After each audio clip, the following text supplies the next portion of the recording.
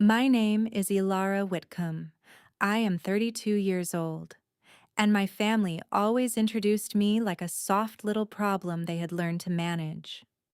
She teaches first grade, my mother would say, smiling politely, as if that explained why I should not be trusted with serious conversations.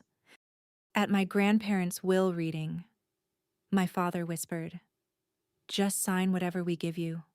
Honey, this is grown-up money." I did not cry. I did not argue. I only looked at the sealed blue folder on the lawyer's desk, because my father did not know what was inside it. My mother did not know either, and my brother, who had already chosen the car he planned to buy with money that was not his, definitely did not know. 30 minutes later, the lawyer played my grandmother's final video.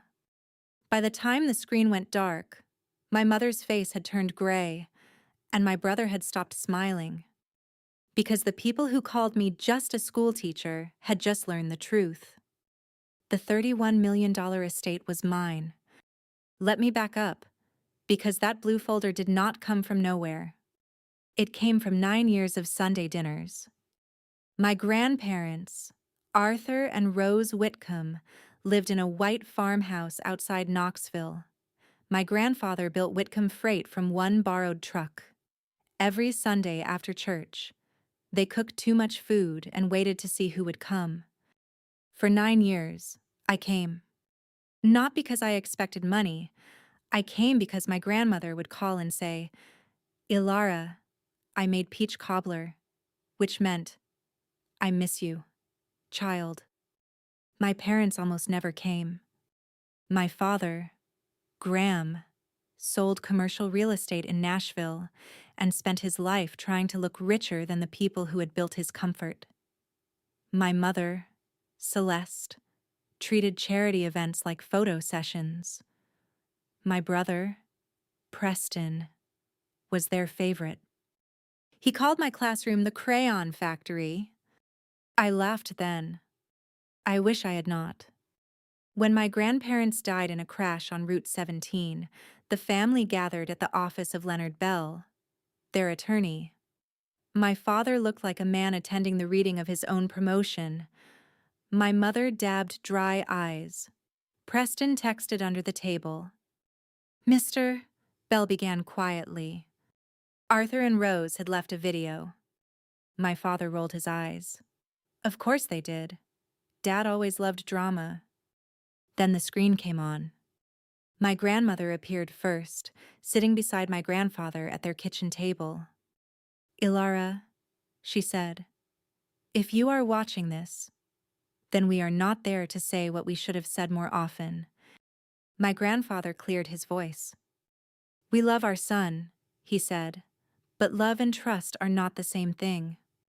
My grandmother continued, "We watched who respected our work. We watched who came when there was nothing to gain." Then she smiled. Ilara came. "Mr." Bell stopped the video and opened the blue folder. Total value, $31 million. All of it had been left to me. For 3 seconds, nobody moved. Then, my mother made a sound like the air had been pulled from the room. Preston slammed both palms on the table. "That is impossible." My father stood slowly and looked at me as if I had stolen food from his plate. "You knew," he said. I shook my head. "You manipulated them." I still did not answer, because I was thinking about all those Sundays when I set a table for people who never came. Then my father said the sentence that finally showed me what I was to him. "You are a school teacher. You cannot be trusted with real money." "Mr." Bell closed the folder. "Mr. Whitcomb," he said. "Your parents anticipated that reaction." That was the first time I saw fear cross my father's face. My grandparents had built a fortress, medical evaluations, statements from their pastor, letters from neighbors, a notarized video, and years of financial records. Then came the part my parents did not expect. A loan agreement. $240,000 my father had borrowed 5 years earlier, signed by him, never repaid, and never disclosed to his business partners. After the meeting, my parents cornered me in the parking lot. My father already had a management transfer agreement. He wanted me to sign control of the company and estate over to him. In exchange, I would receive 15%, because people like you do better when money is supervised. I looked at the papers. Then I looked at my father. No. It was the smallest word I had ever said. It was also the first one that belonged entirely to me. His face changed. By evening, an eviction notice was taped to my apartment door. I had lived there for 4 years, never knowing my father owned the building through a holding company.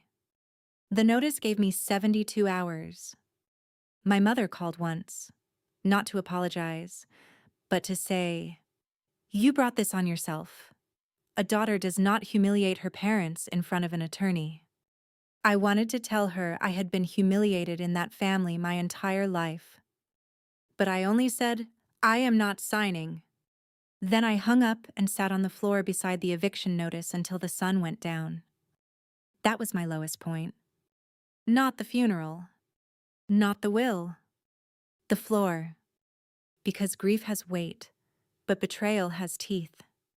The next morning, I drove to the farmhouse. I expected dust and silence. Instead, I found the back door open. My parents had used their spare key. Drawers were pulled out. Jewelry boxes were empty. My grandmother's pearl earrings, garnet brooch, and my grandfather's gold watch were gone. Then I looked up. My grandfather had installed a security camera.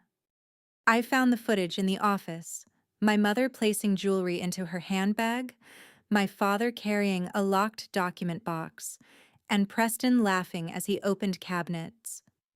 I copied the footage onto 3 drives. Then I called Mr. Bell. For the first time, I stopped asking my family to love me and started protecting what my grandparents had trusted me with. 3 days later, my parents came to the farmhouse for what they called a family meeting. They did not know I had invited witnesses. Mr. Bell sat at the kitchen table with the blue folder. Warren Hayes stood beside him with company ledgers.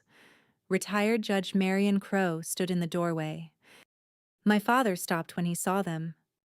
"What is this?" he said. I stood at the head of the table.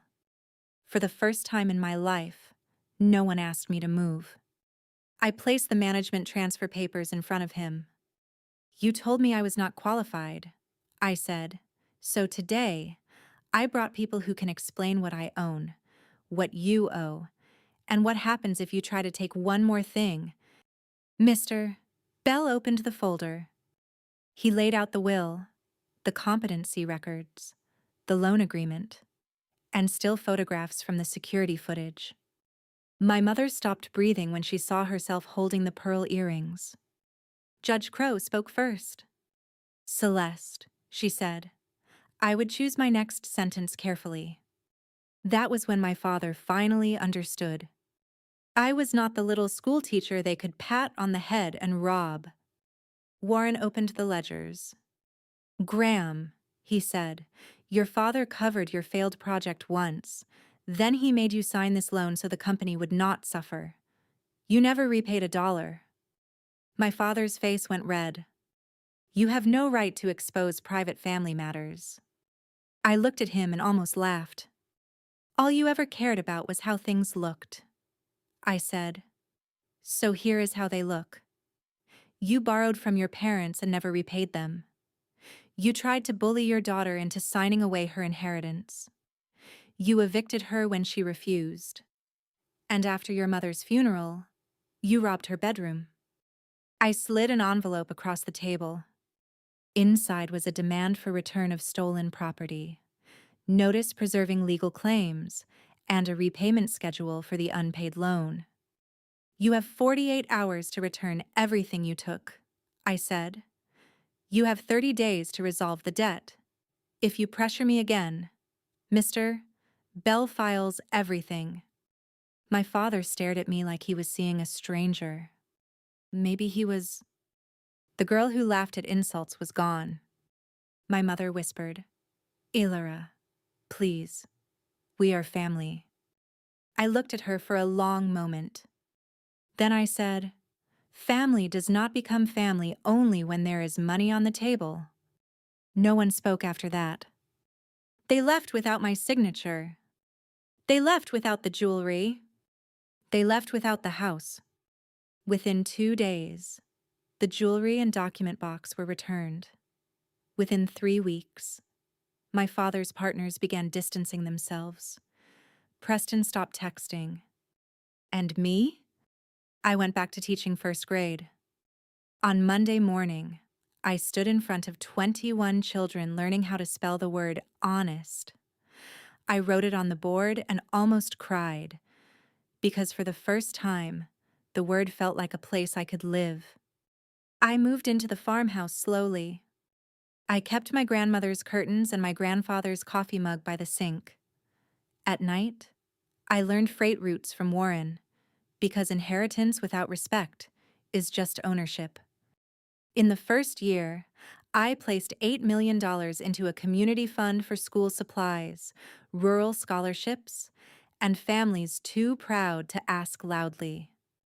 Every Sunday, I still cook too much food.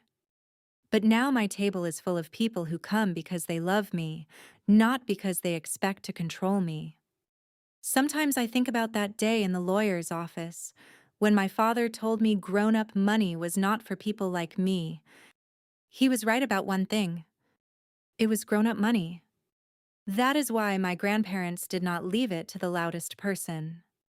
They left it to the one who understood what it meant to show up. If there is one thing I learned, it is this.